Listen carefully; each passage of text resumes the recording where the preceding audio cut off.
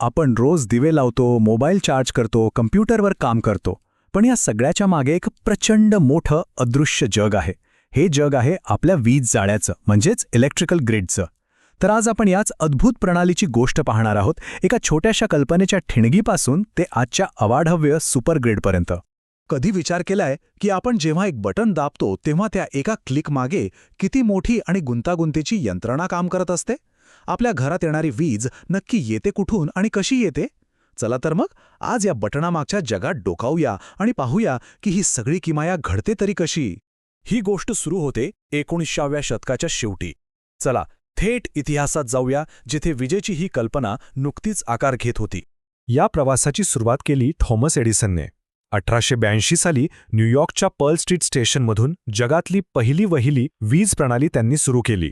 ही प्रणाली आजच्या मानाने खूपच छोटी होती, पण त्या काळात ही एक मोठी क्रांती होती. विचार करा, पहिल्यांदाच मानवाने विजेवर नियंत्रण मिळवून ती घराघरात पोचवली होती. हीच ती पहिली ठिणगी होती जिने पुढे जाऊन संपूर्ण जगाला प्रकाशमान केलं. पण एडिसनच्या या डीसी प्रणालीला लवकरच एका मोठ्या आव्हानाला सामोरं जावं लागलं.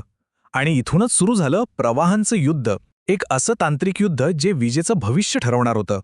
आता बघा, या युद्धात दोन टीम होत्या.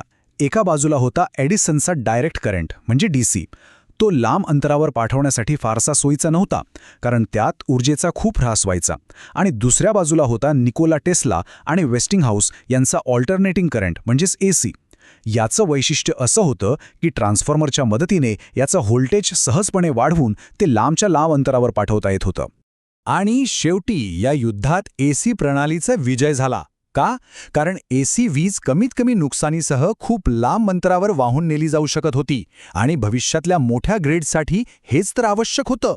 या विजयाचा परिणाम लगेचच दिसून आला. 1889 मध्ये ओरेगॉनमध्ये तब्बल 21 किलोमीटर लांबीची पहिली एसी ट्रान्समिशन लाईन सुरू झाली. या एका घटनेने सिद्ध केलं की वीज आता फक्त शहरांपुरती मर्यादित राहणार नाही, तर ती दूरवरच्या गावांपर्यंतही पोहोचू शकते. युद्ध तर जिंकलं गेलं होतं, पण आता एक नवीन आव्हान समोर उभं होतं. जगभरात वेगवेगळ्या प्रकारच्या एसी प्रणाली वापरल्या जात होत्या आणि या सगळ्यांना एकत्र जोडण्यासाठी त्यांचा प्रमाणीकरण म्हणजे स्टँडर्डायझेशन करणं खूप गरजेचं होतं. सुरुवातीला तर काय पूर्ण गोंधळ होता. कोणी 25 हर्ट्झची फ्रिक्वेन्सी वापरायचं, तर कोणी थेट 133 हर्ट्झ.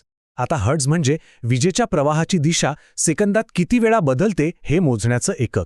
या वेगवेगळ्या फ्रिक्वेन्सीमुळे एका प्रणालीची उपकरणं दुसऱ्या प्रणालीवर चालतच नव्हती, म्हणजे त्यांना जोडणं जवळजवळ अशक्य होतं. अखेरीस सगळ्यांनी मिळून यावर तोडगा काढला आणि जगाने दोन मुख्य मानकं स्वीकारली. उत्तर अमेरिकेसाठी 60 हर्ट्झ आणि युरोप, आशियासह इतर अनेक देशांसाठी 50 हर्ट्झ. याच एका निर्णयामुळे आजच्या आंतरराज्य आणि आंतरराष्ट्रीय ग्रिडचा पाया घातला गेला. एकदा का फ्रिक्वेन्सी निश्चित झाली की मग वीज अधिक दूर आणि अधिक कार्यक्षमतेने पाठवण्यासाठी व्होल्टेज वाढवण्याची जणू एक शर्यतच सुरू झाली. यामागचं कारण सोपं होतं.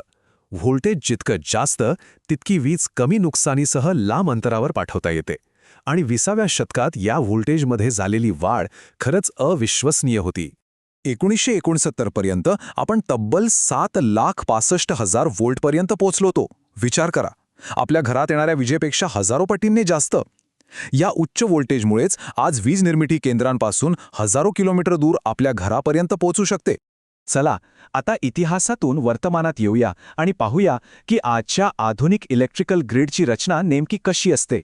अगदी सोप्या भाषेत सांगायचं झालं तर ग्रिड म्हणजे वीज निर्मिती केंद्रांना आपल्या घरांशी आणि कारखान्यांशी जोडणारं तारांचं, ट्रान्सफॉर्मर्सचं आणि स्विचगिअर्सचं एक महाकाय जाळं आहे.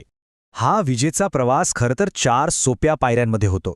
वीज केंद्रात तयार झाल्यावर तिचं व्होल्टेज प्रचंड वाढवून उंच टॉवर्सवरून शहरांपर्यंत पाठवलं जातं.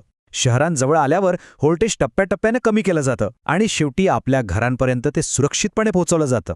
तर मग आपल्या देशाबद्दल बोलूया. भारतात हे महाकाय जाळं कसं काम करतं? भारताची संपूर्ण वीज प्रणाली ही एक राष्ट्रीय ग्रिड आहे, पण व्यवस्थापनाच्या सोयीसाठी ती 5 मुख्य प्रादेशिक विभागांमध्ये विभागलेली आहे. आणि हे सगळे विभाग एकमेकांशी जोडलेले आहेत, ज्यामुळे देशाच्या एका भागातून दुसऱ्या भागात सहज वीज पाठवता येते. हे 5 विभाग प्रादेशिक वीज मंडळं म्हणजेच रिजनल इलेक्ट्रिसिटी बोर्ड्सद्वारे चालवले जातात. उदाहरणार्थ आपलं महाराष्ट्र हे पश्चिमी मंडळात येतं, तर दिल्ली उत्तरी मंडळात येतं. ही मंडळं आपापल्या क्षेत्रातील विजेची मागणी आणि पुरवठा यात समन्वय साधण्याचं महत्त्वाचं काम करतात. तर ही होती विजेच्या प्रवासाची कहाणी, एका छोट्याशा ठिणगीपासून ते आपल्या देशाच्या महाकाय ग्रीडपर्यंत. पण ही गोष्ट इथेच संपत नाही. जसजशी आपली ऊर्जेची गरज वाढत आहे आणि सौर ऊर्जा, पवन ऊर्जा यांसारखे नवीन स्रोत येत आहेत, तसतसं आपलं वीज जाळं कसं बदलेल, ते अधिक स्मार्ट आणि अधिक कार्यक्षम कसं होईल, हे पाहणं खरंच खूप रंजक ठरणार आहे.